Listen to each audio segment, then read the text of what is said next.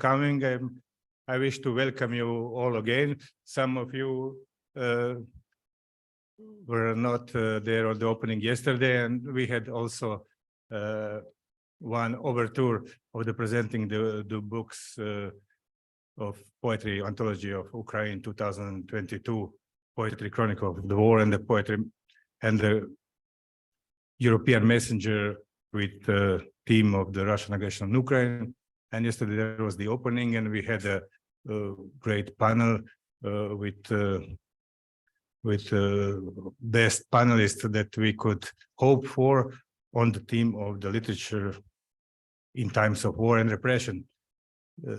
Today we have, and tomorrow we'll start at 10, but today we start at 9. We have a busy schedule these 2 days. As I want to tell you that breakfast and lunch are down there on the first floor, on the 0th floor, and then here is the coffee on the right. You will always be able to get coffee on the right. On the left side, a little bit left, is a toilet. So whatever it is needed, ask me. My name is Tomica Bajsic. I'm a representative of Croatian PEN, and I'm welcoming you all to Zagreb. Also, at the end of the day, today we will have the panel on the European identity, European narratives after the fall of the Berlin Wall. It will be at 6 o'clock in the library Bogdan Ogrizovic on the Flower Square, or which is it called?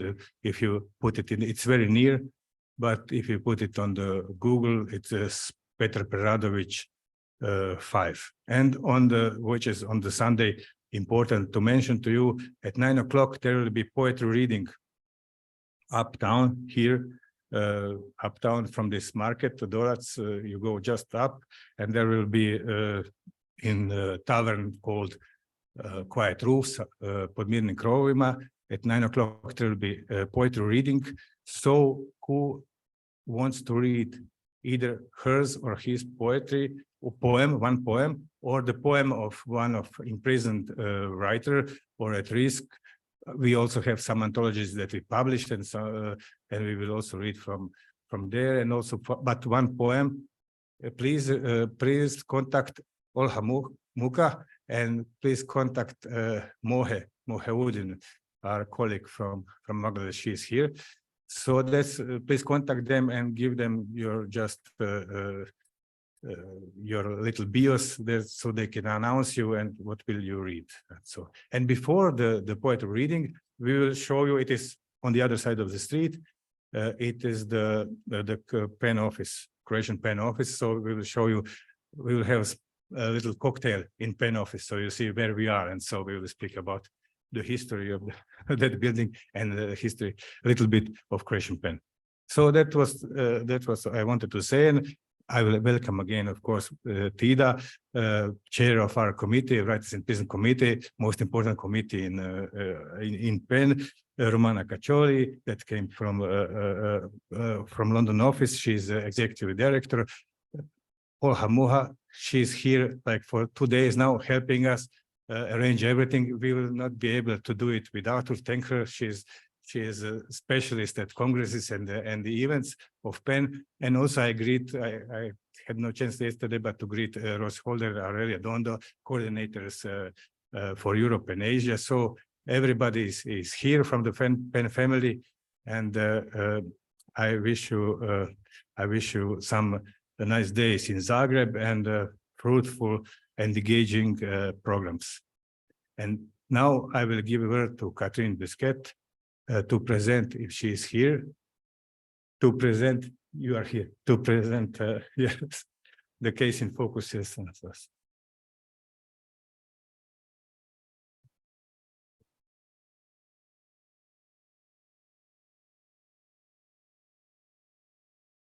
Hola, buenos días.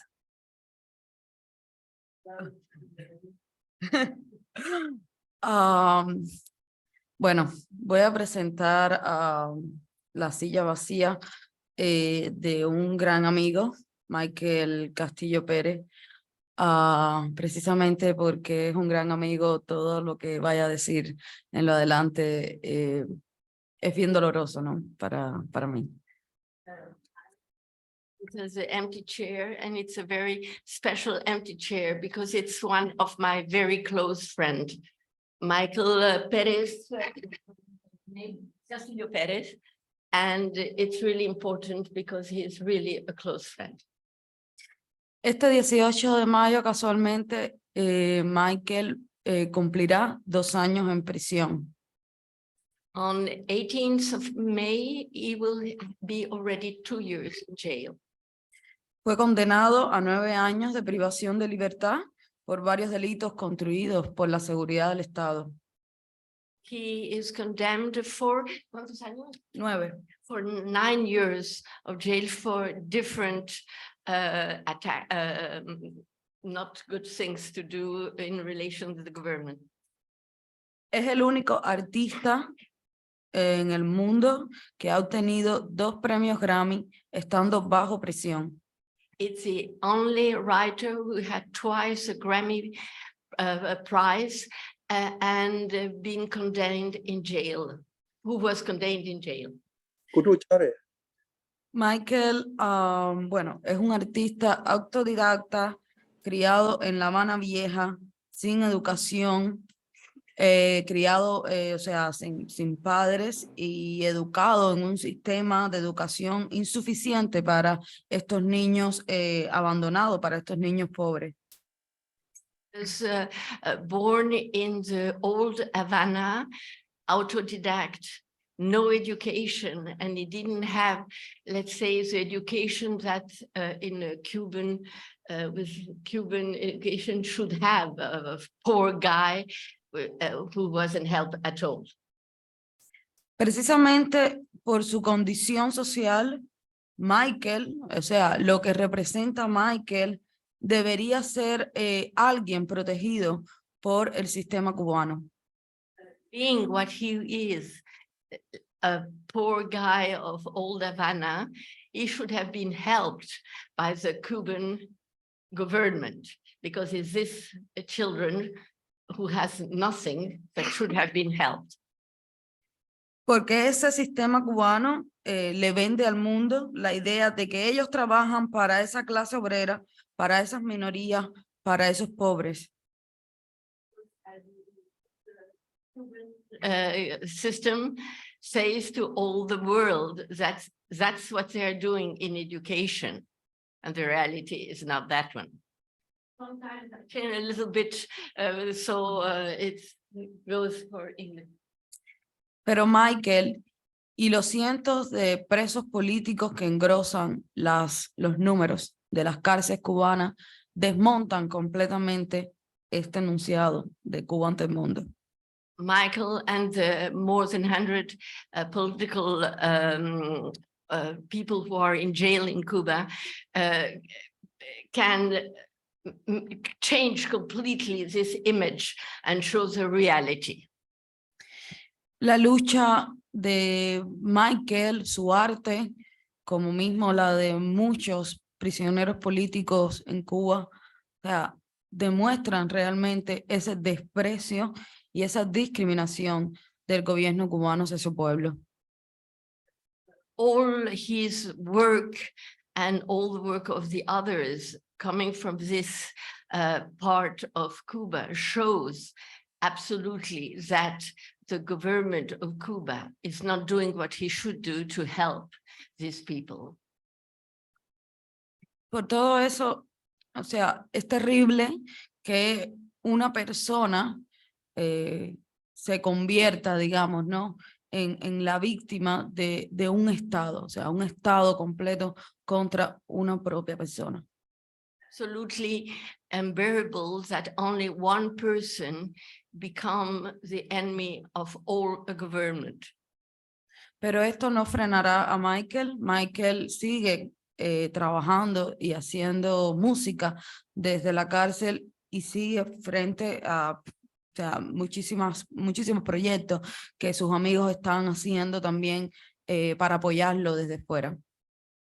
This doesn't disturb him. Michael continued to create music since the jail, and he's helped my many friends and have a lot of projects. And so he still fights with his creation. Realmente Michael es una de las personas más fuertes que he conocido en mi vida. Michael is really one of the strongest person I met in my life. Él posiblemente sea la persona que nos ha servido de ejemplo todos estos años para no menguar en esta batalla. Muchas gracias. And certainly he is the model and the strengths he gives to us since he's in jail and help us to continue to go on. Muchas gracias. Thank you.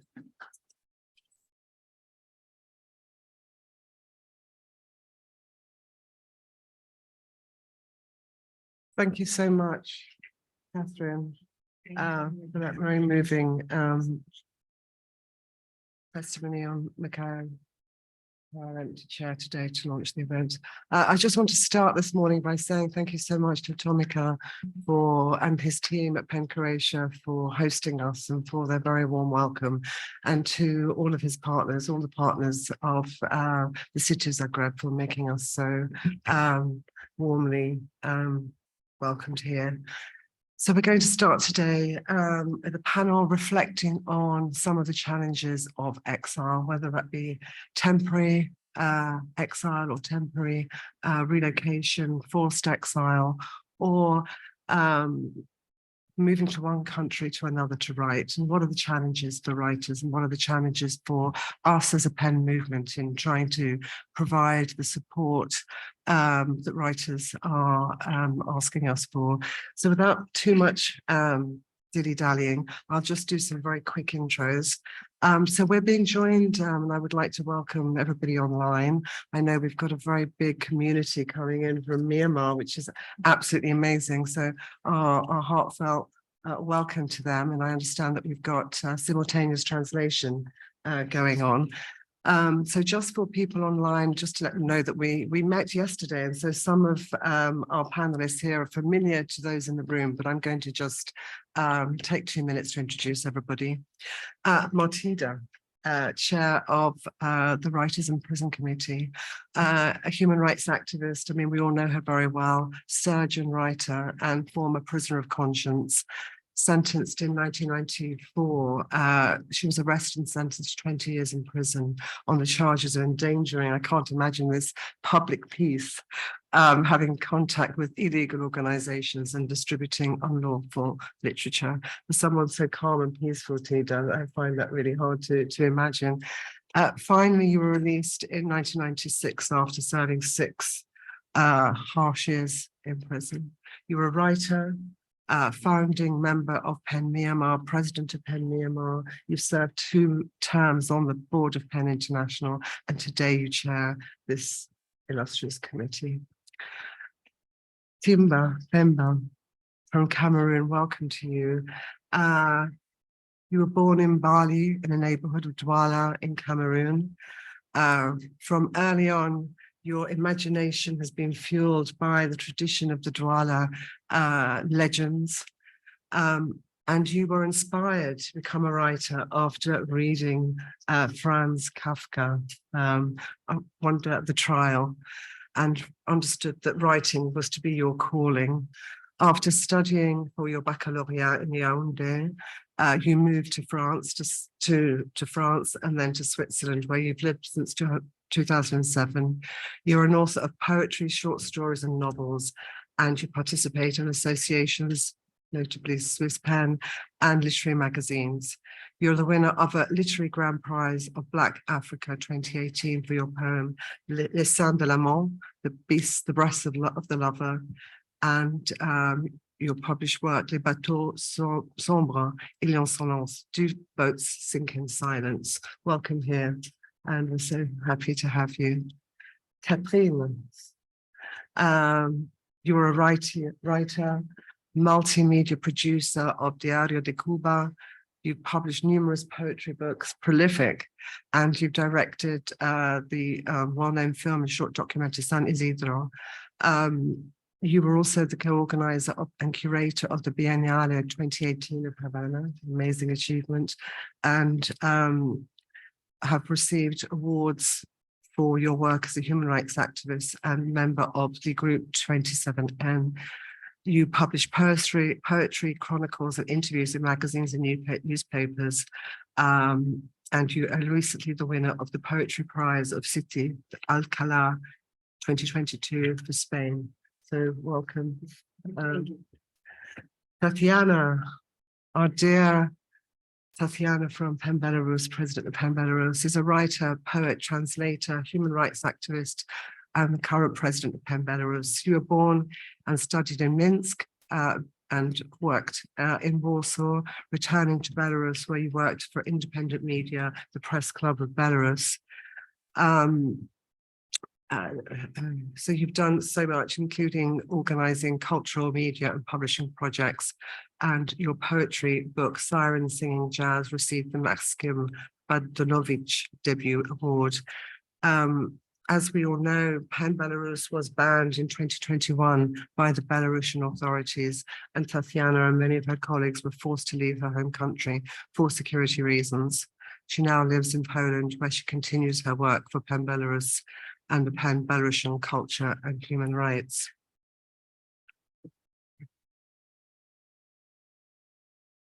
And of course, last but not least, our dear Astrid, Vice President of PEN Germany, and responsible for PEN Germany's Writers-In-Exile and residency program. Astrid began her creative career as a violinist, and she is a theatre director. She was the only German member of the Directors Guild of Great Britain, which, working in London, as staff director of the Royal Opera House, worked in Paris and Brussels, and in Brussels founded her own company, L'Ensemble Interculturel, for which she directed and wrote productions. Astrid has also worked intensively on the Holocaust and produced a film together with a friend from Tel Aviv about his family story. Most recently working in Iraq, Baghdad and Basra, where for the first time she ran workshops and produced a large theatre production of Egmont by Goethe in Arabic in the remains of the National Theatre Baghdad. So welcome, Astrid. Thank you so much. So just to kick off this this panel, to have the contributions from everybody. Exile is not a new subject for PEN. In fact, it runs through the 100-year history of this movement. We have had writers who have had to move because of tyranny, because of war.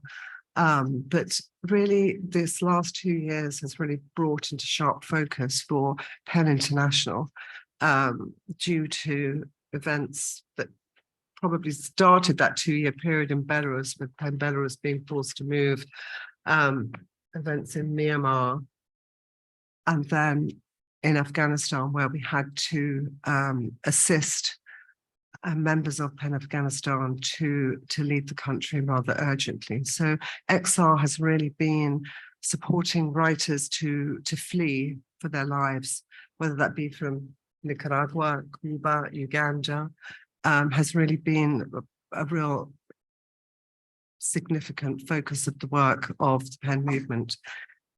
As we learn from our work, we realize that things are actually changing, and that the environment in which we're working is much more challenging. The states, which were the states that we could count on in the Nordic region, where the doors were pretty much open to welcome people who are being persecuted, notably writers, those doors are closing due to political moves, the rise of conservatism, the rise of the right, and the rise of an anti-migrant, anti-immigrant rhetoric.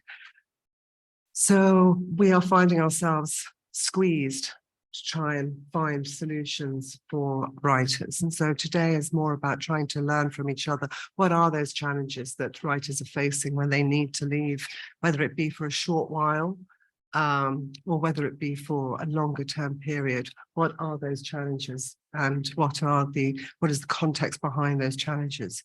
And then I'd like to hear from Pen Centres here in the room. We've got so much experience amongst us here of centres that have been providing assistance, providing support for very many years. Astrid will talk about it. She will lead the conversation from Pen Germany's perspective, but I'd like to really hear from you. And I'll also invite Elizabeth from Pen Sweden too. So we can really have a conversation more than just, a panel event. I really want it to be dynamic. So I'm going to kick off and ask Tida, Tida, tell us a little bit about that very difficult and painful decision that you reached when you decided that it was time for you to take some time out from Myanmar. Thank you. Yeah, it's been pretty not very easy decision, I can say, but the key reason is not just because of my country situation, but also because of this Pen International, I might say. At the time, as soon as I noticed there will be no future for the freedom of expressions in my own country, and we don't know how long will it take. So I just want to think about, at that time I was at the both members of Pen International, and I was so much encouraged by Sali Tripathi, the former chair of the Writer and Prison Committee, to run for the candidacy for chair of the Writer and Prison Committee in May 2021. It was in February. To be frank, I really don't want to leave my country. I never ever want to make myself in exile, because I believe all the changes is from within. So I keep thinking seriously, if I keep staying inside my country, what can I do? That's the challenge. At that time, compared to the 1988 coup, this 2021 coup attempt is very different and more violent, and they targeted all people, non-discriminatory, any people. They don't care to even to kill. For example, like a poet, he was arrested in the afternoon, and next morning his dead body was sent to his family, and some of his organs thought to be missed, something like that. That kind of situation.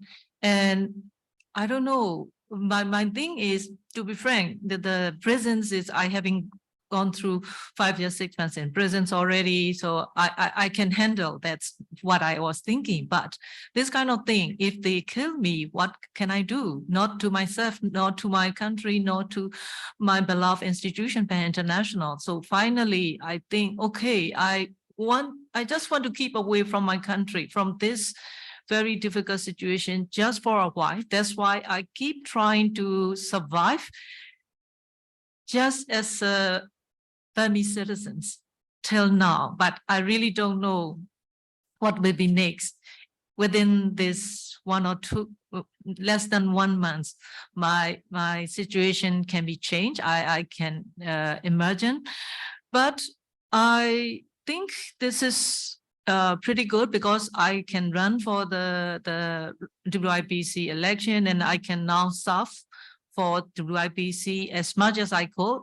It's not very easy for me, to be frank, because the first time, it's also very irony. I was charged for endangering peace, and I was awarded by the Václav Havel Library Foundation. The prize is the disturbing the peace.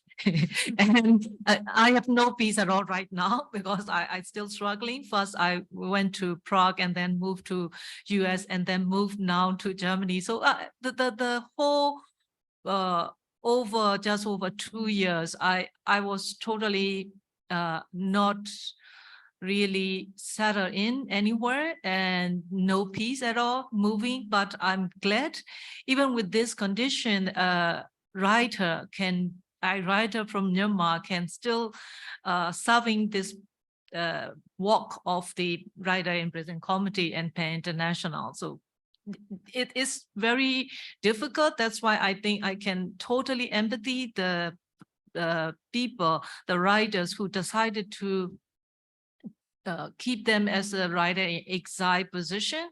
For me, sometimes what I'm thinking, if I need to be in exile, is like another presence. The inner wall is all about the past, and the outer wall is all about the future. And there is no presence for this position. That's why it's still very difficult for me to decide to be in exile. Thank you, Tida. Timba, your experience is slightly different. Yes. Yes. First of all, welcome to all of you. And I'm very happy to be here for the first time. So in Croatia, to discover this country, and also to see for the first time also, let's say, some members of the PEN family. So my experience is a little bit different, but let's say the first thing that I want to say is that I'm not sure that this distinction that we used to make between political refugees and economical refugees is making sense. For me, we are all political refugees, because putting people into poverty, it's a political decision. So when in the country you see people poor, never consider that it's the fault. Always ask yourself, what exactly is the policy put in place to keep them poor? So that's the first thing to understand. And of course, when someone is poor, he just needs, let's say, a place where, let's say, to ameliorate his life. Reason why people are leaving the country. So all the people leaving the countries, for me, are political refugees. So saying that, my journey, let's say, it's a little bit different, of course, from the one from Matilda. But what I have to say is that to understand also why people are leaving the country is very important to understand what is a tyranny. And me, I have a definition of a tyranny is that it's a system, it's a regime that tends to destroy the beauty that we have in us. So meaning that as human beings, we have a beauty in us. And a political regime can decide to increase that beauty and to make it flamboyant, to make it illuminating the world, or a political regime could decide to kill that. And this is what the tyranny is doing.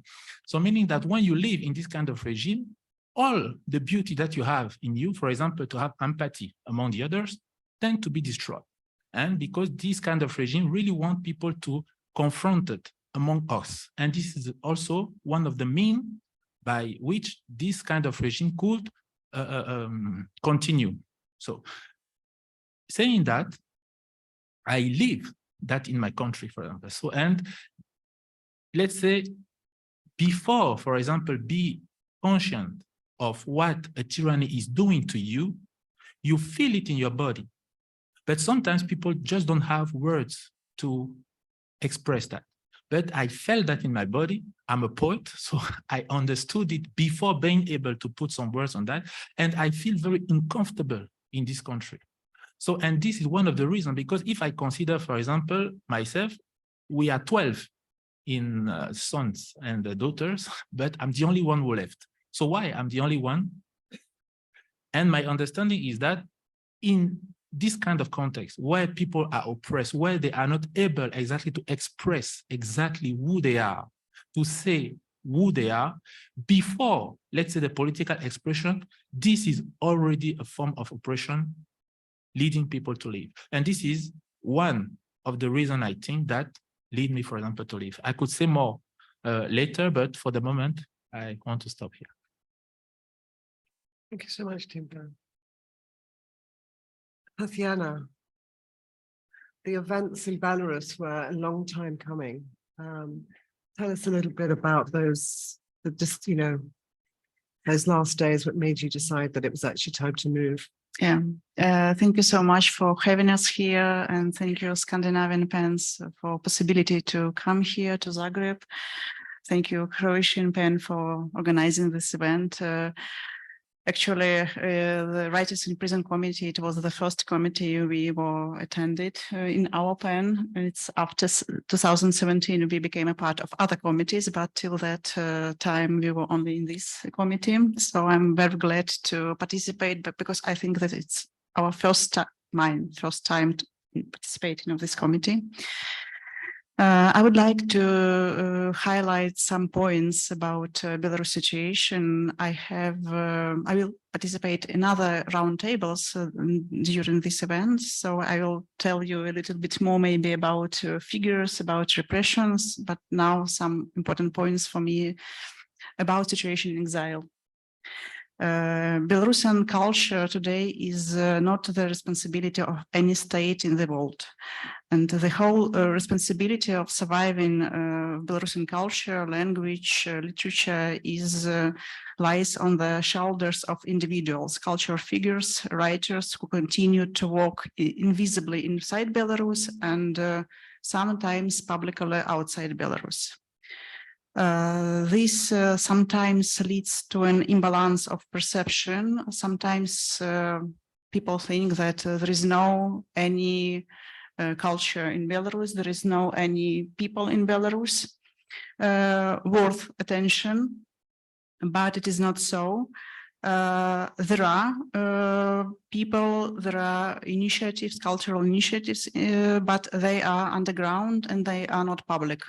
No, of course, it's a situation about survival. It's not about development, but still there are cultural figures in Belarus who are trying to continue and to keep Belarusian culture surviving. Outside Belarus in exile, there are many writers. Not all of them are ready for public statements because Belarusian forces repress the relatives of those who are abroad and those who are publicly active.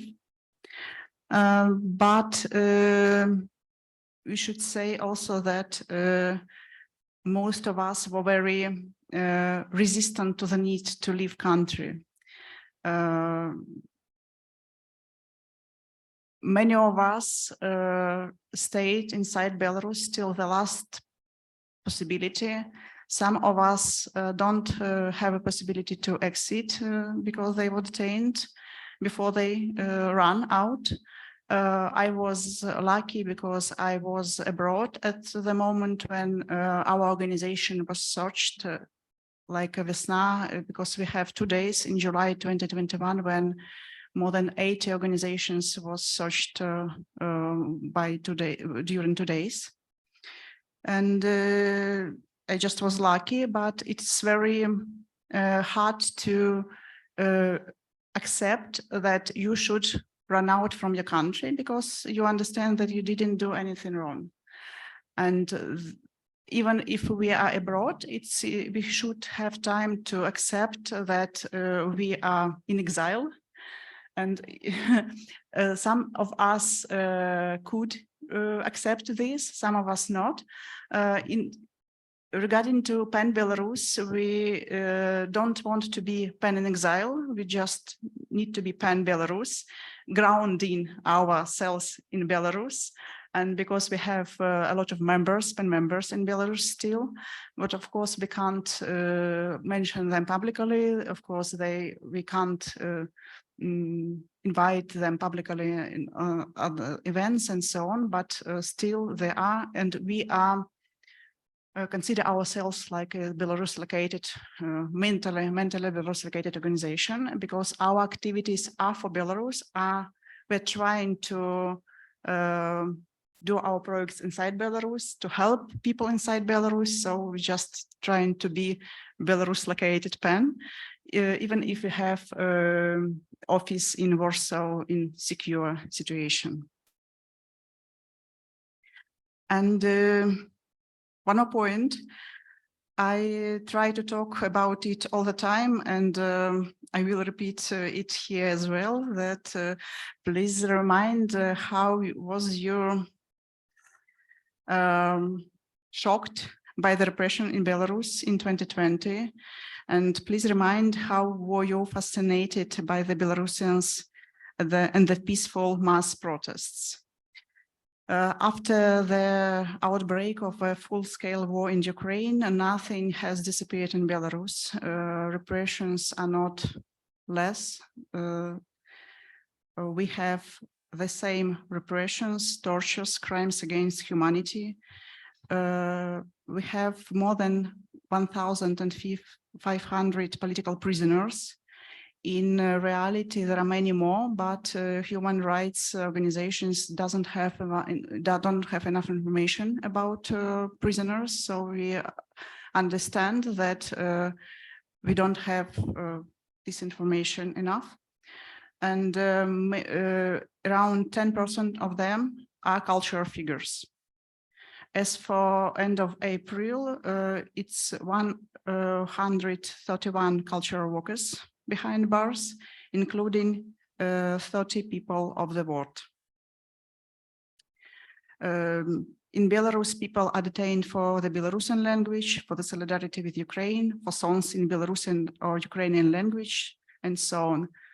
And I know that you are well aware of what we are going through, and I'm very grateful for your support and solidarity, and just asking you to keep your attention on Belarus, as well as, of course, other countries, not instead of them. Thank you. Thank you, Tatiana. Catherine, your situation is different again, because you For the first, I had this already after you give it to me. So Catherine, sorry, you were basically forced to leave. Tell us. Bueno, había preparado una presentación, pero no la leeré completa, solo el principio. El principio está completo. Ok, bueno, desde el 2016, cuando aún era estudiante de la Universidad de La Habana, comencé a tener conciencia sobre el activismo de los derechos humanos y comencé a trabajar en el sector independiente en Cuba. Since 2016, when I still was a student in the University of La Habana, I began to realize the activists for human rights, and I began to work in the independent sector in Cuba. Porque pues muy fantástico que suene, en estos regímenes totalitarios la memoria es blanqueada cada cierto tiempo. But as fantastic as it seems, in this totalist regimes, the memory is whited time to time. Uno crece solamente con la historia del poder, con la narrativa de ellos. El resto es borrado con años de cárcel, años de exilio, años de propaganda, años de nuestra propia mala memoria. One grows only with a history of power, with their own history. The rest is, how you say, given out, well, gourmet, I don't know it in English, with with years of jail, years of exile, years of propaganda, years of our proper memory. Por eso mismo, en aquel entonces no podía medir las consecuencias que me traería desarrollarme dentro de la cultura independiente, mucho menos las consecuencias por expresarme con libertad y defender causas y proyectos que eran mal vistos o satanizados por las instituciones oficiales cubanas. For that, at that time, I couldn't measure the consequences to express myself with liberty and defend cases and projects that were not well seen or satanized by the official institution of Cuba. Con el paso de los años, mi activismo se empoderaba en la medida en que aumentaba la violencia de la seguridad del Estado sobre mí y sobre las personas cercanas a mí. With the years, my activism took more power. At the times, the violence of the security of the state was growing on me and on the people near me. Y hacia final del día pasé de ser una escritora que se defendió de la censura, de la persecución, de la cárcel, de las violaciones de mis derechos, de la difamación, de la tortura, de los interrogatorios, de la intolerancia, a ser una traidora de la patria, a ser alguien o una no persona que el régimen podía expulsar impunemente de su país. And finally, I became a writer who fights against censor. I became a writer who fights against censor, persecution, jail, violation of my rights, defamation, defamation, torture, interrogative, intolerance, and to be a traitor to the patria. You say patria, patria? Patria. And to be somebody or one who the regime could expose with no impunity of her own country. Los últimos 3 meses que estuve en Cuba, estuve bajo prisión domiciliaria. So during the 3 last months she was in Cuba, she was how you say a prisoner in her own house, like she explained yesterday. Y en ese mismo tiempo, o sea, mi pareja, o sea, estaba preso en la prisión de Villa Marista. And her boyfriend at the same time was in jail, in the real jail, near her own house. Esos 3 meses posiblemente han sido los 3 meses más difíciles de mi vida. These 3 months were certainly the most difficult period of her life. Y o sea, una de las tantas organizaciones que me asistió fue PEN Internacional, específicamente PEN América. And one of the institutions who really helped her was PEN International with PEN America, especially.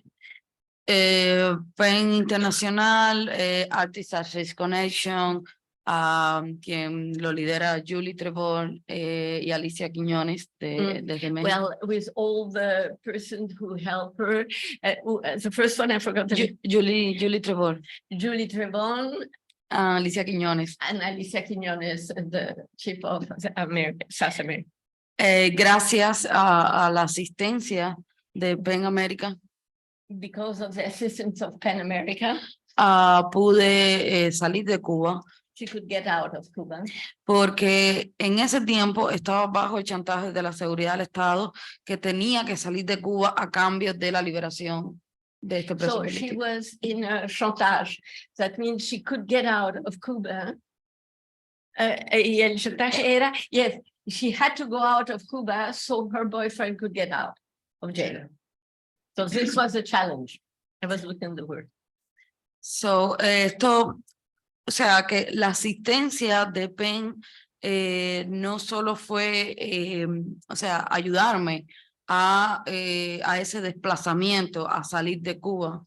So the help was not only so she could get out of Cuba, but sino que fue, o sea, fue una asistencia de acompañamiento sobre todo, ¿no? and it was really to be near her and help her. It was not the fact only, but really the human assistance.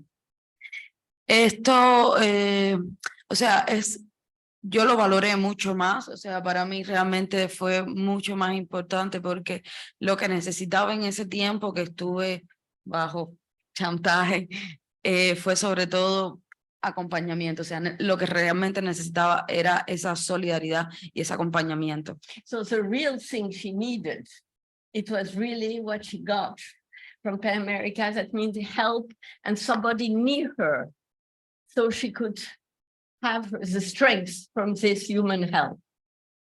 So, Humanity help. Quiero decir con esto que, o sea, muchos de las personas en riesgo en el mundo, o sea, por supuesto que es muy valorado toda ayuda logística, económica y tal, pero muchos necesitamos sobre todo la comprensión, los oídos, necesitamos esa empatía. So the most thing you need is empathy, people who understand your condition, and not only papers, money, food or whatever. It's really humanity help and really the feeling between people, and that is the most important thing. Yeah, you know that too. bueno, esto seguramente lo hablaré después, pero, o sea, yo también tuve, o sea, me siento con el privilegio de tener la ayuda de PEN porque era en ese momento una persona visible. Hay muchas personas que no. Y esta misma, bueno, It was very important for her. And the thing is that she could get the help because she was visible. They knew, but there are so many that are invisible that we don't know. y esa misma red que se teje, o sea, tanto de PEN hacia mí, o sea, ahora me toca a mí, o sea, también expandir esa solidaridad hacia otras personas que ustedes no conocen. So the net that has been created and that she was a benefit, now she has to do the same. So too, this net goes further to help this one told was invisible before. Thank you. Thanks so much, Catherine. So leaving is probably one of the hardest things, to leave one's country, one's family, one's friends, one's life, one's career. How have you continued to work? How have you continued to retain contact with your families, but also with your creativity and also with your activisms? Tida, I mean, you've really not stopped, you've continued. How easy has that been? And how easy has it been to resume your writing? Or how difficult does it mean to be resuming your writing? I think, yeah, it's pretty much important. Why we leave is we want to go back. I think, yeah, for me, it's definitely this is the answer. I just want to keep away just a while from my country for the difficult situation. But my aim is to live there, to walk there, and to make my country peaceful again, something like that. So since I left, and I keep in touch with my PAM Myanmar team, and we having underground already, sort of, but we have been doing so many projects till now. Whatever we could, we keep having the integrity among each other, keep doing this. At the same time, yeah, of course, I need to serve as running this through IPC, and I got so much encouragement and empathy from the team of Japan International, from the secretary team, and from the other plan centers. All of us is like a family member and very encouraging to me. At the same time, I was so lucky to have so many friends all over. So wherever I go, I can still have some alternative friends apart from PAM family. So I can rely on not just the Burmese, diaspora Burmese, but also other non-Burmese foreigner friends all over, everywhere. That's also very helpful to me. But to be frank, for the first 1.5 years, I was a little bit struggling to get back to my book. You know, I was thinking to write a book, but it was not very easy.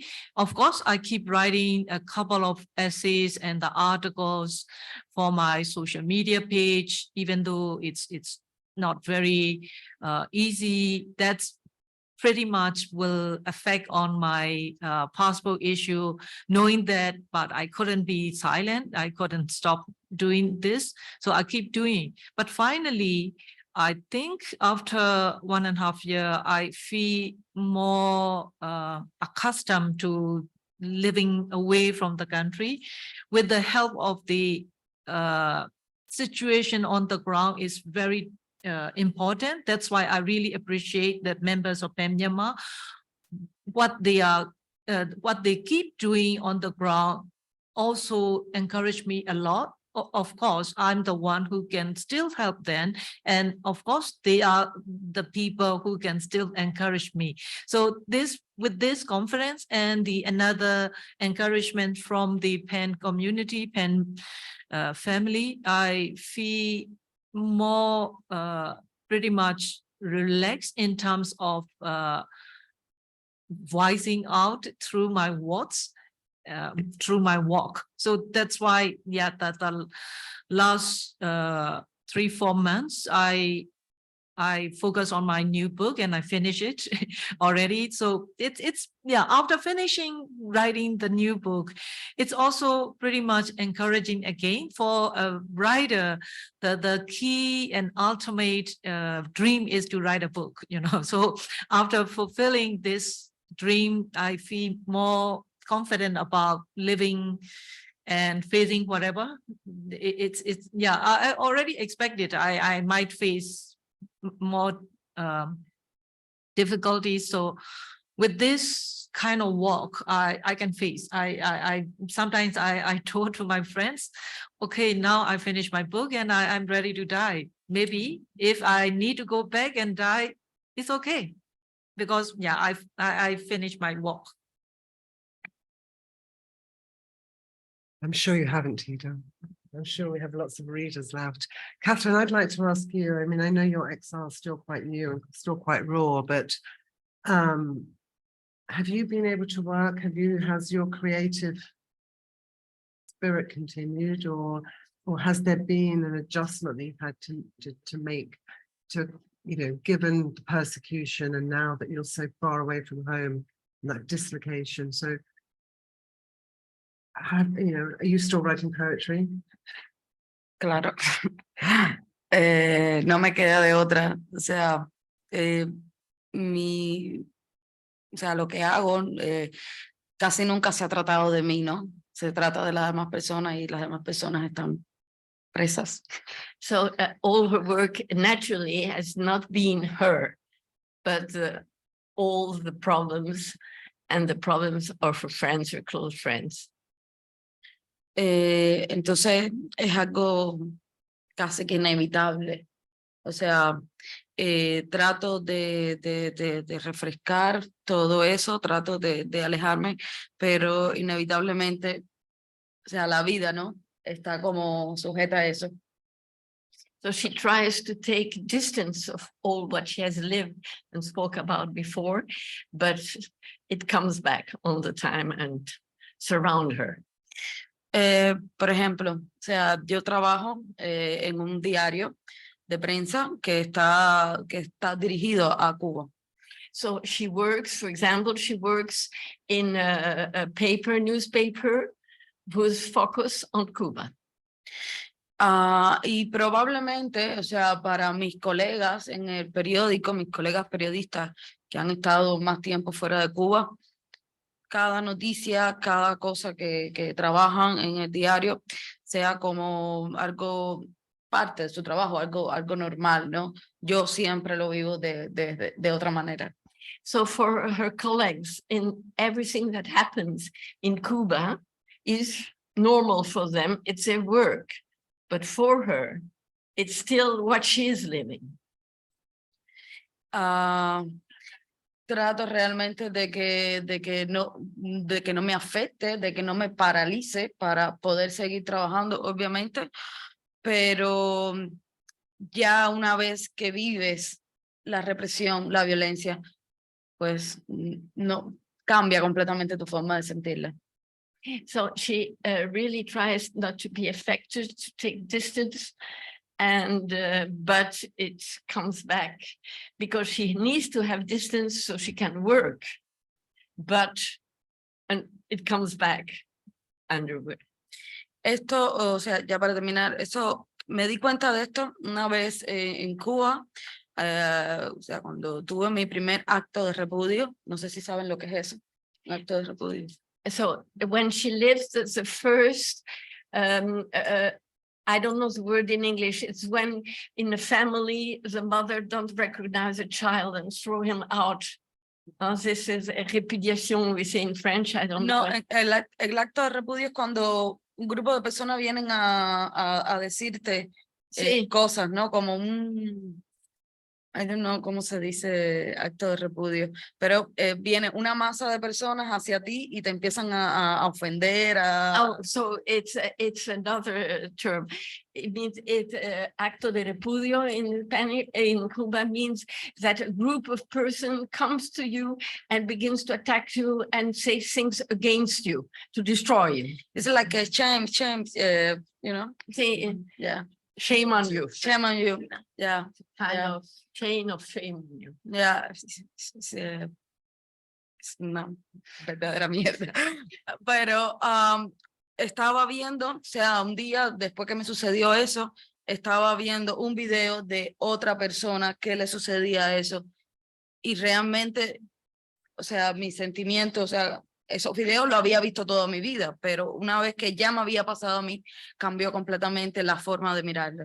So when it happened to her, she was looking at a video of somebody who were living the same thing. But at the moment, when you look at a video of something and at the same moment you are living it your own self, that it changed completely the way you see the thing. Entonces, lo que quiero decir con esto es que nuestra sensibilidad inevitablemente ha cambiado, nuestra forma de vivir también. So naturally, with this kind of thing that happens, your sensibility and the way you see life changes completely. Himba, this morning we were talking about how for you writing about your culture, your home, you needed a bit of distance. Can you tell us a bit about that and how sometimes it's easier with that distance to be able to?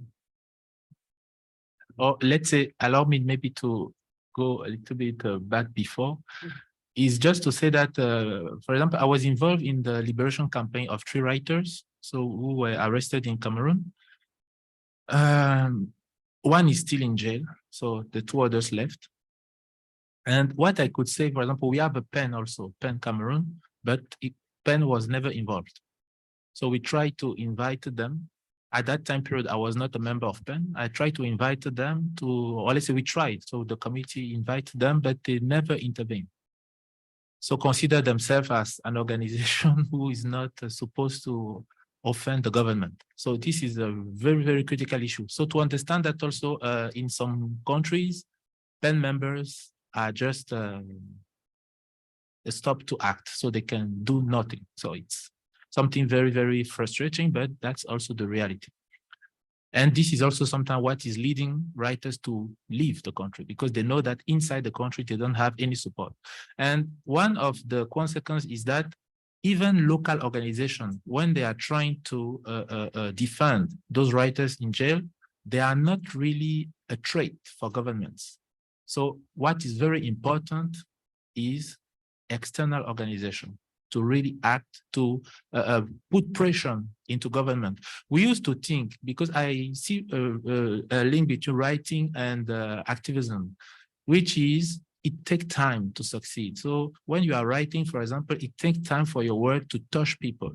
And the same for activism. So it needs a lot of time, because when you want to change people's life, you cannot change that in 1 second. So it always takes time. And also, if you come, for example, to tell me that you will change my life right now, I think I have to be a little bit suspicious. So it's just normal that when you are acting for good reasons, people take time to study just what you are bringing to them as a change.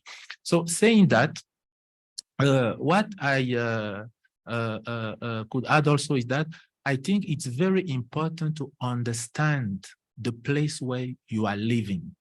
I know that it is not something very easy, because we are just pushed into this world and we have to understand it. This is all what we are trying to do, whatever is the place where we are born. But I think it's very, very important. And this is the reason why it's important to read writers, and important to read, of course, writers of the place where you are living, because they are the one giving you, let's say, the words to understand your world. And in the case of, so when you have that chance, so to understand exactly your world, Or if you don't have that chance, me, for example, as a writer, this is how I saw my role. Because I didn't have that chance, for example, to have writings regarding my country, which gave me exactly the understanding of that country. So, which gave me the understanding that this country purpose is to destroy human beings. And destroying human beings, and also it's a country, let's say, where everything should be extracted. So human intelligence is extracted and used by other countries, and also material resources or natural resources are also extracted. So it's a country, let's say, created for mass destruction of beauty and human beings. So when you understand that as a writer, can you stop writing? No. So me, I know right now that even if I'm killed, I will continue to write, because what I'm trying to do is to give people the words to understand their lives, to understand what exactly they are living. Because what we have to keep in mind is that there are a lot of discourse, a lot of propaganda, tending really to hide people's eyes, to don't allow them to see exactly the reality of the lives. And when I'm saying that, it is not only concerning, let's say, countries in Africa, but it could concern a lot of other countries. But it's very important, and this is the role of a writer, is to remove, and this is why Kafka was so important for me, is to remove, let's say, the darkness that propaganda is putting in our eyes, to don't see exactly the reality. And this reality is here. So how can I stop writing? It's impossible. So, so for me, it's clear. And it was very important to understand exactly those conditions. Otherwise, you can stop writing. Because what, for example, people tend, when you are confronted with a government, what people tend to tell you is, oh, but if you don't write that, they will leave you alone. And what some people used to do is to stop. Because I also saw that they stop or they change. Like, for example, the first writer that I was involved for the liberation, it changed dramatically. He was a writer for the opposition, and he was, let's say, close to the president, let's say, to the president region, and now it changed dramatically. So now he's defending the president. So that's happened also. So they are doing everything to stop you or to encourage you to change your speech. And people sometimes do it. But why? Because they don't understand the nature of the regime they are confronted with. They don't understand it. But when you understand it, it's clear that nothing could destroy you. So I think that's the case for me. And that's the reason why I think that I could never stop to denounce, because this is the destruction of the beauty. You cannot see the beauty destroyed and just cross your arms and say, okay, it's normal. No, it's impossible. Impossible to accept that. Because a writer is also someone who is not only concerned with its own life. For example, when I discuss with people, I discuss with Firas, I discuss with most of you, but what is clear is that what you are telling me will come at a certain period of time in my writing. So I'm nourished by all our experiences. So reason why I cannot really be blind to what people are living.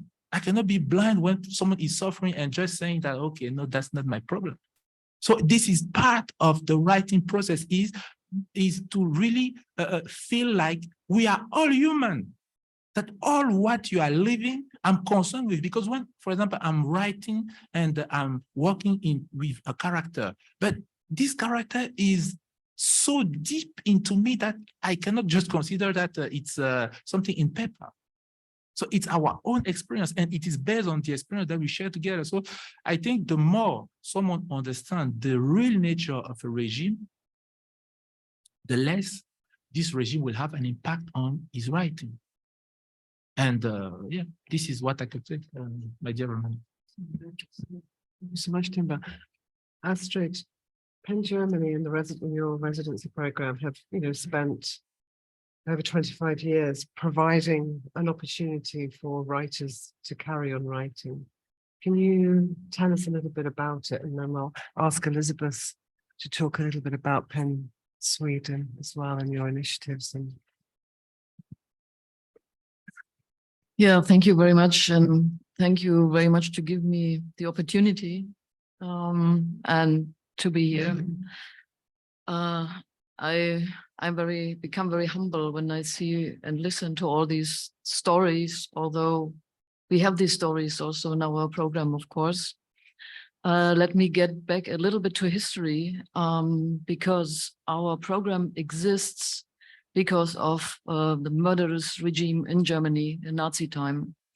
So between 1933 and 45, Nazi Germany were persecuting writers, artists, everyone who was opposing them or just happened to be different, forcing them to leave the country or even murdering them.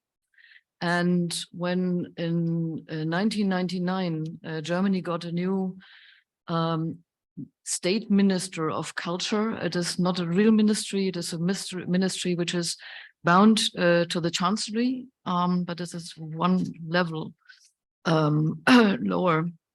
The new state minister of culture asked PEN Germany to establish a program to accept writers in exile in Germany, just to make something good in a certain way. It really had to deal with looking at our history and confronting our history, which is really, I think, a very, very important and a very painful process. And we still now, when we see the rise of extreme right movements, that it is not over, that we have to continue. Now, this program started with one person, and then we had soon 5 people who we could accept. Now we have 15. And so we work on a rather silent level. We deal, we invite writers from most all over the world who are suffering persecution. At the moment, we have 4 people from Iran, 2 of them from Kurdish origins. We have people from Turkey, one of them also from Kurdish origin, from Zimbabwe, from Belarus, from Uganda, from Iraq, from South Sudan. And the process is that thanks to the possibility to be a government-funded program. So this is important. So our program is not funded by PEN.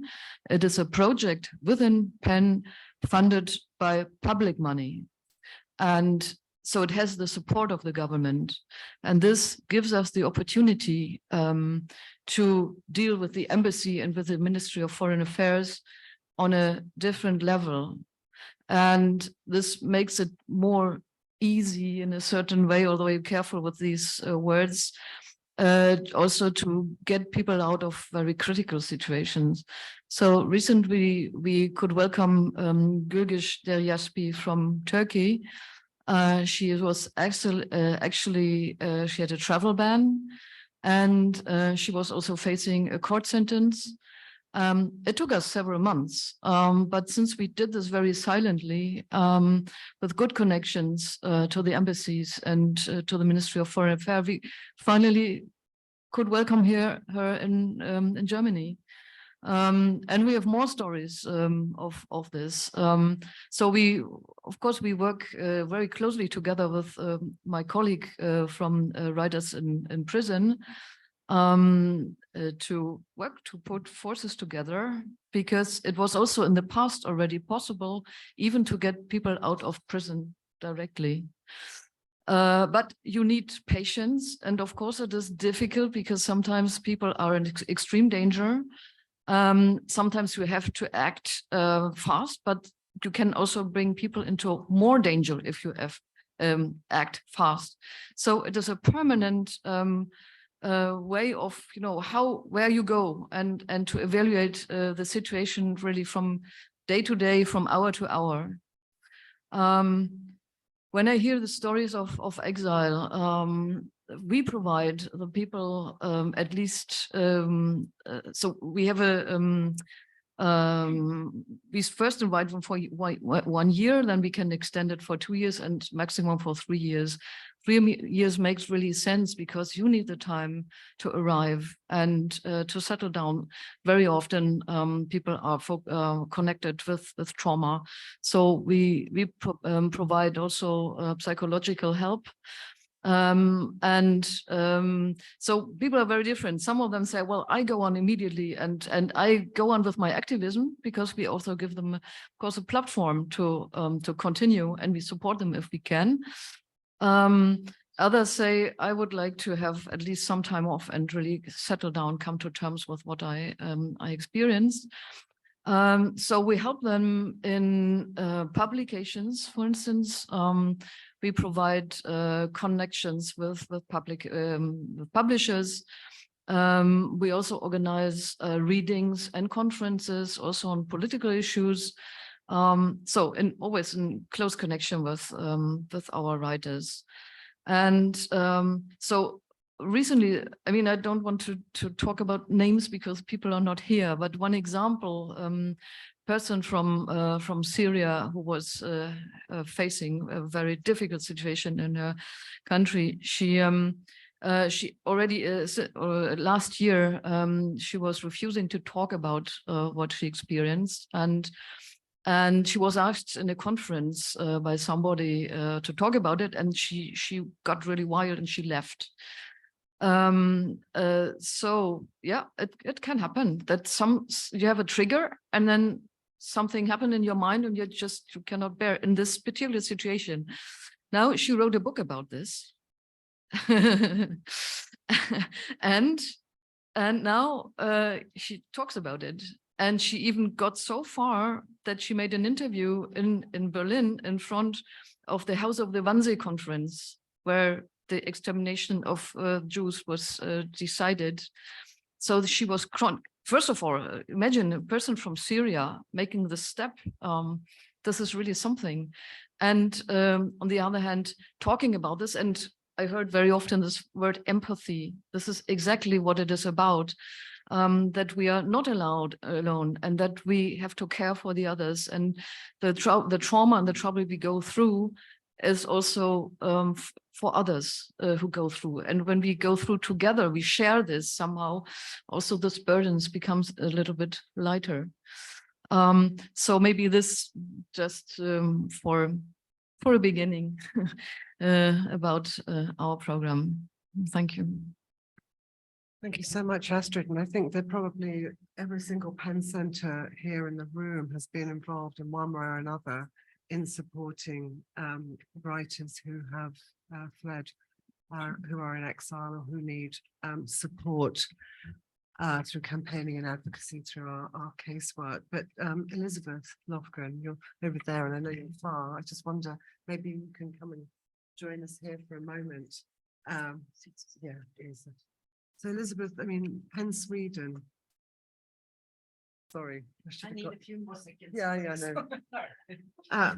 PEN Sweden, of course, also many years that you've been working with PEN Sweden, and of course with ICON too, and the Ask PEN page. Would you like to tell us a little bit about how PEN Sweden is supporting writers who are in exile but to continue to work? I think that's. Yeah, I think I will focus on PEN Afghanistan and the work we did there.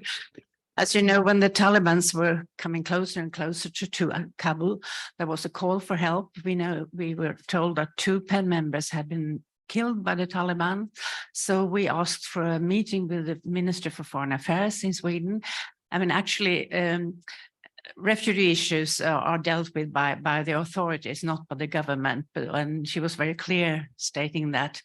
But then they started to evacuate all the Swedes in the beginning from Kabul and from other parts in Afghanistan. We then asked for the staff of PEN Afghanistan to be evacuated and brought to Sweden. There were 6 of them. We managed to get 5 of them with all their family members to be on the list. Then the problem was to get them out. And Ross Holder was instrumental in helping them. I will not focus on that. I will focus on now what happened afterwards. It took a while because we couldn't get them out or at the same time.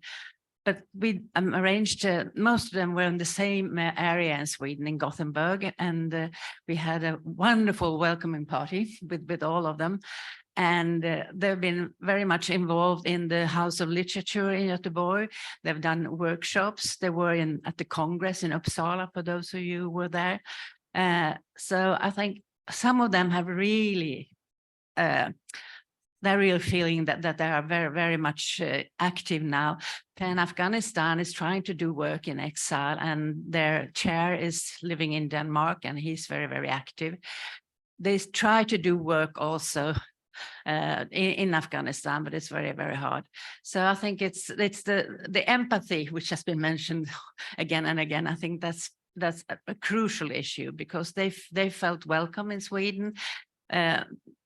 For them, they had a positive experience because they were recognized as refugees, and so they got all the benefits and everything from that. And normally you will come and you will get a resident permit. First of all, it will take a couple of years before you even get a residence permit, and that will be only for 1 year at a time, or maybe 2 years. So I mean, they have an advantage, but I think that the importance is that they are involved with the PEN work and also with other organizations. I mean, there are organizations in Sweden working with Afghanistan, and they work with them as well. But I mean, throughout the years, of course, there have been many, many writers coming to Sweden. And Romana, you mentioned how things are getting more and more difficult, and that's very true for Sweden. You can't just knock on the door and ask for permission to come. I mean, we will have very hard times in the future. Afghanistan was a big exception, because suddenly they said, you don't have to apply for asylum at the border. We will give you asylum on the plane. And that was what happened. So I'll stop there, I think. Thank you, Elizabeth. And I'd like to open to the floor now, or even to our colleagues online. So given this, crisis situation that we find ourselves in, I think it is a crisis. What more can we do? What experiences do you have from your own national, your own experiences, your own national context? What more can the PEN movement do? What more can PEN International do? So please, I don't know if is there a roving mic? Olha, is there a roving mic?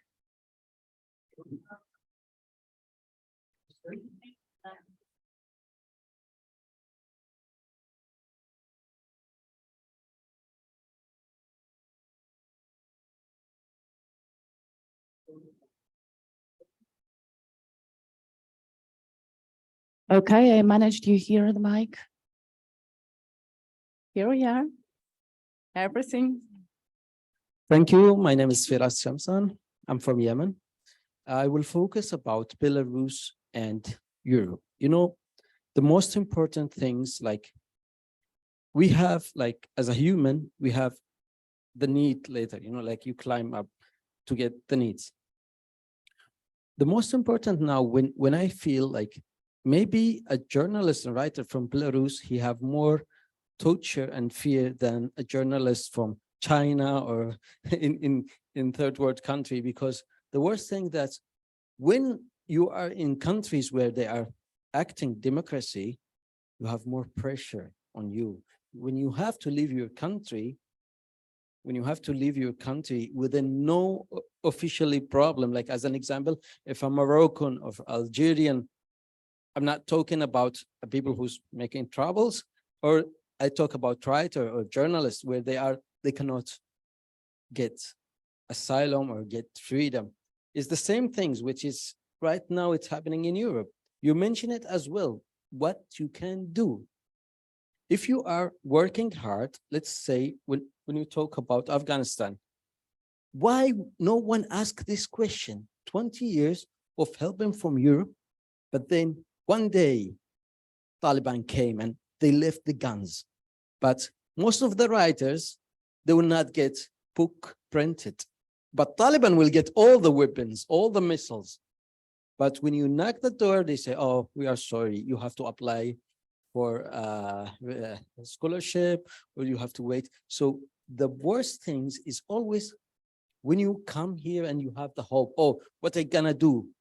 Am I still fighting for my country back? Or I have to learn the language here, and you need to be, connected with the people. But sometimes your neighbor doesn't want to talk with you. You left all your families out, but here they say, you are not integrated. So you will be stuck. We are stuck in the middle. We are stuck in the middle. And the most important now to see that the thing we go through.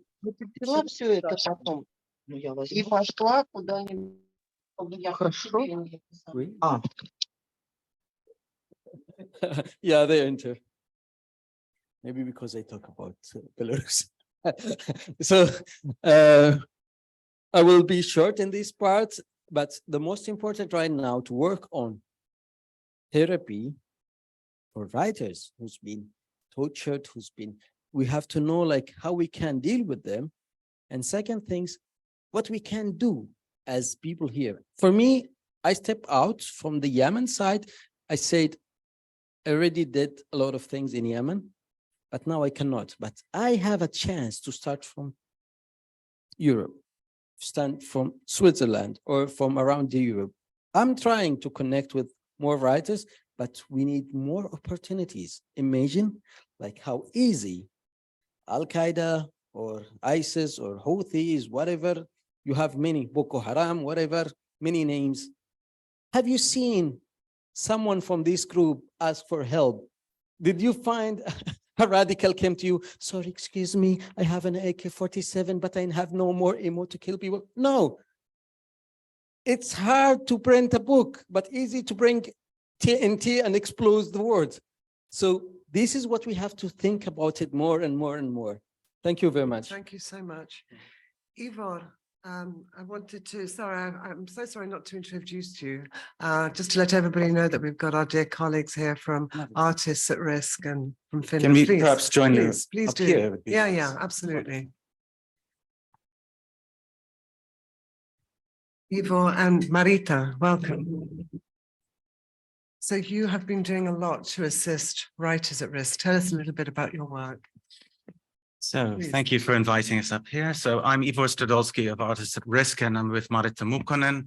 We're the co-directors and founders of this organization, which has existed now for over 10 years. We operate globally. We've moved in the past 10 years, approximately 600 people. So the volume is quite large. A lot of that happened in the last year, because last year was an exception in that Ukrainian artists at risk don't need visas to come to Europe. So that's the visa regime is the key. But our work has been in 26 different locations in over 19 countries. And I think Marita will probably give you more information about our program. Yeah, so thanks a lot from my part. It's a great honor to be here. Yeah, this is easier.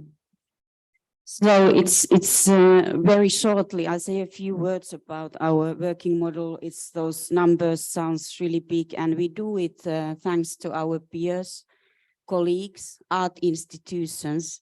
So how Artists at Risk works is that we have a hosting network, and we work directly with anything from big museums to dance institutions to institutions working with playwrights, with theaters, with artists in residencies, and so on.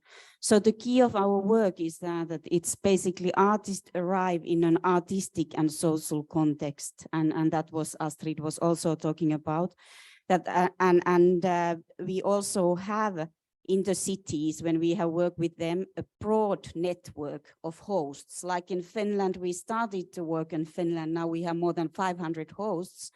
We have, for example, from the beginning worked with Pen Finland, and when there are people who are writers, they co-host them with us, alongside with Finnish National Theatre or Finnish Public Radio. So if artists want to practice art, we don't put any pressure. We give them opportunities to continue their work. And the residencies are anything from 3 to 24 months. The principle is that if the artist finds the next step, if they get work, they get grants, place to study, then they are ready to be independent. So it is basically, it's a flexible model. And maybe one more thing is just talking about the Nordic region closing, that we also work globally. We have hosting institutions. It's in places like Goa, Tunisia, Serbia, Tbilisi, many more, because of the visa regimes. So it means that if we had to relocate people fast, and there's no time to get Schengen visa, we just get people out where it's easy to come, and then we start to think about the next steps. And our focus is now more in developing networks in Global South. And we also have hosted its writers and poets, and now also some journalists in Finland. And you mentioned, I think everyone here is aware of the fact that the personal kind of relationship to the host is so important, and that you need to not only be given a key and a shelter and a bed, you need to have some people around you, and not only those people that might be kind and giving, but also those people that can understand who you are, what you're interested in doing, your field of art. And so, as Marita mentioned, you know, if you're a theater maker, you need a theater. If you're an artist, you need to have paint, and you need a sculpture studio if you're a sculptor, and so on. And so we try to really match. And so we have teams for each region. So, for example, for Afghanistan, we have the Artists at Risk Solidarity Team Afghanistan, which includes Afghani artists, and also some of them are themselves former residents of our program, and they understand very well how it works. But then they match them to hosting organizations that also through matchmakers in our team that are from the region of where they are going. So then let's say in Germany, it's the German person who understands the institutional landscape in Germany. And I think this kind of combination really makes it work very fast and very smoothly. And empathy is really a key, and you get that by knowing somebody's context. One of our recent residents was Danson Kahanya, who you know very well. He was in Helsinki with us, and he was really severely hurt. He was attacked. They left him for dead. He came to Helsinki, recovered his health, but also his strength, and went back, is now teaching in Uganda, and is educating younger people to resist the regime there through poetry, through human rights work. So it's a great case study, and we can go on and on and on. But we have many residencies in Africa. So if there's something, I like this question from the gentleman here from Yemen, what can we do? And I think all of us can do something. Words are valuable, they weigh a lot. But also, if you know an institution that can open its door and provide, let's say, the most basic thing is accommodation, then Artists at Risk, our organization, can actually give you funding for the travels, for the living grant, for the psychosocial help, even for kindergartens and so on, to make that artist be able to re-find their feet. And I think if you can do that, you can find a friend, a hosting organization in your vicinity. One person, save one person, is enough, because there's so many of us. And so then we have hundreds of people that can be helped. It's just wonderful, as PEN's resources are so limited, to have partners that we can reach out to, that can act swiftly with this sort of holistic approach is really fantastic. Any more questions from the room before we start to wind up? No, any contributions from anybody? Okay, well, then I'm sorry. Antoine? Please. Thank you so much.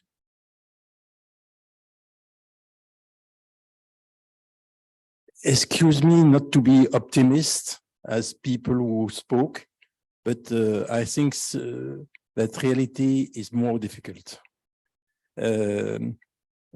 First, I want to say we succeed once last year with people, with a man coming from Uyghur. Il fled. Carole vient m'aider pour quelques mots là. Oui. Non. Bon, merci. D'accord, oui. Bonjour. C'était quelqu'un qui avait fui la Chine. C'était quelqu'un qui avait fui la Chine et qui était un Ouïghour. Et j'ai appris, en fait, un peu par hasard, qu'il s'était présenté à l'ambassade de France à Belgrade et pour essayer de venir en France. He learned just like that there was a Uyghur coming from China that asked the help of the French embassy in Belgrade. J'ai donc écrit à l'ambassadeur en lui disant si vous pouvez l'envoyer en France, le libérer, nous on va essayer de le faire accueillir et de voir si c'est possible. Wrote to the ambassador, a French ambassador in Belgrade, to know, can you help? Can you send him to France? And we, as PEN France, we're going to try to help him and get asile in France. L'ambassadeur m'a répondu qu'il n'avait pas la possibilité de le faire parce que le droit d'asile n'avait pas été donné et qu'il fallait d'abord faire cette procédure administrative. He said he couldn't do because you needed before an administration, all kind of papers and things that hadn't been done.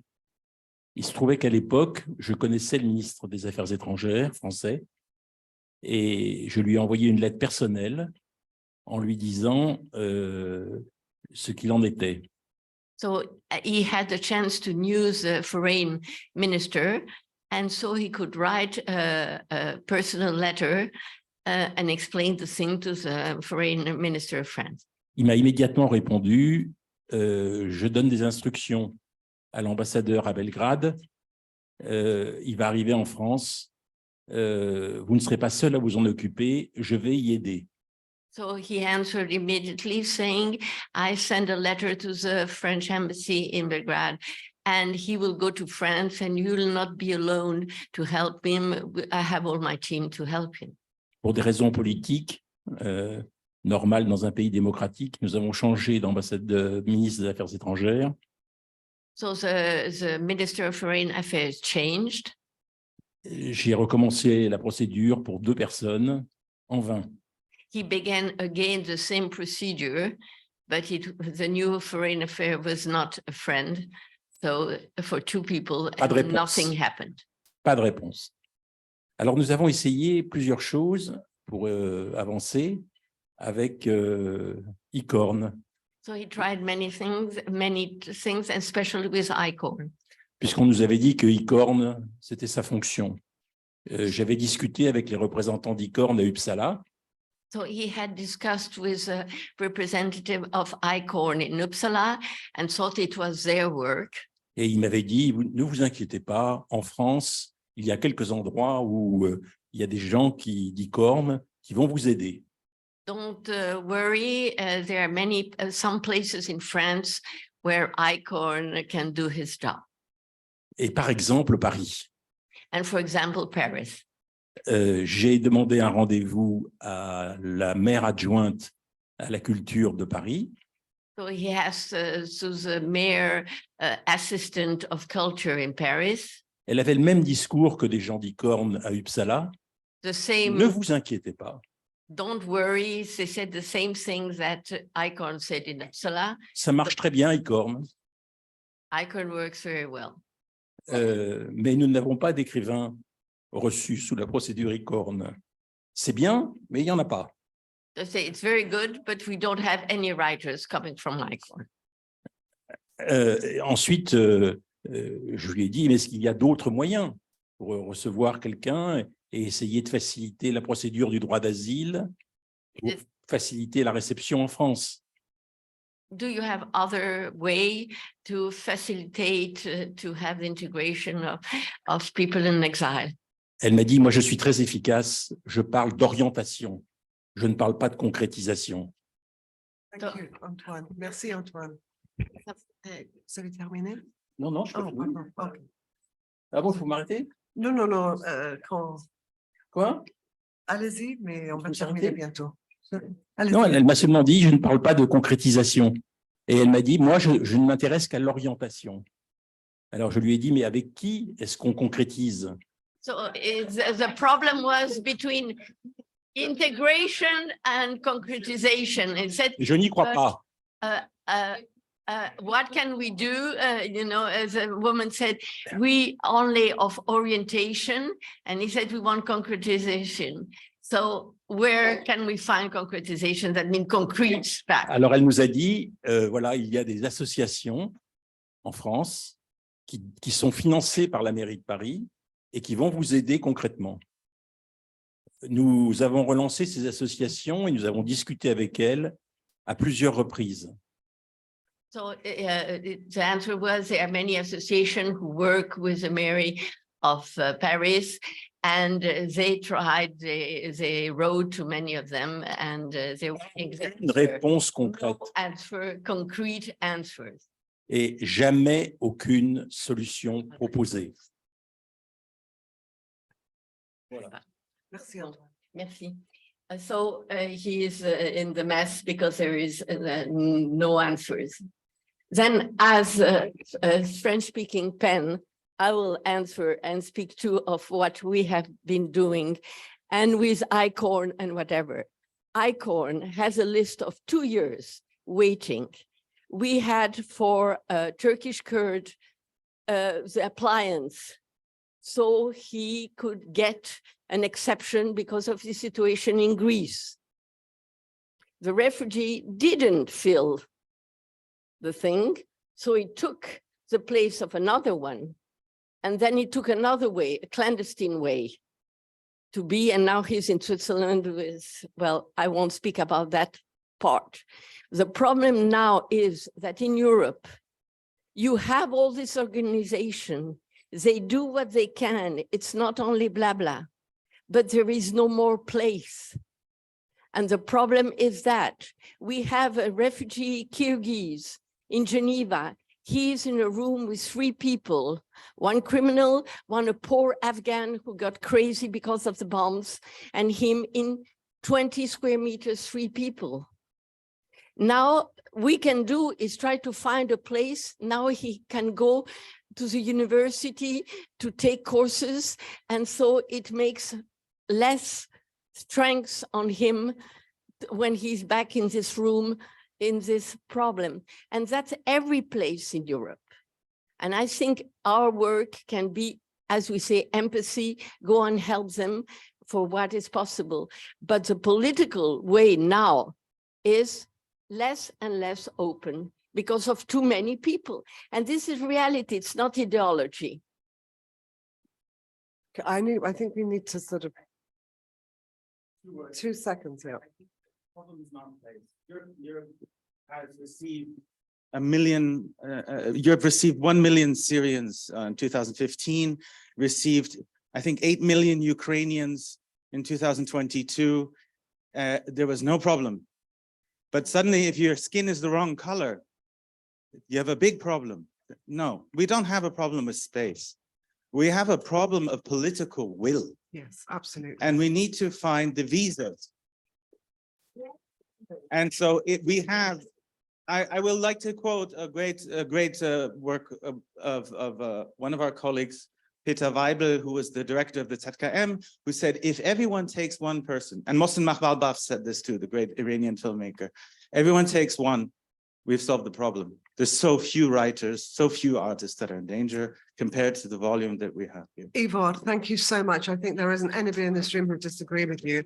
I just want to please take just a second. Sorry, Sunil, next time.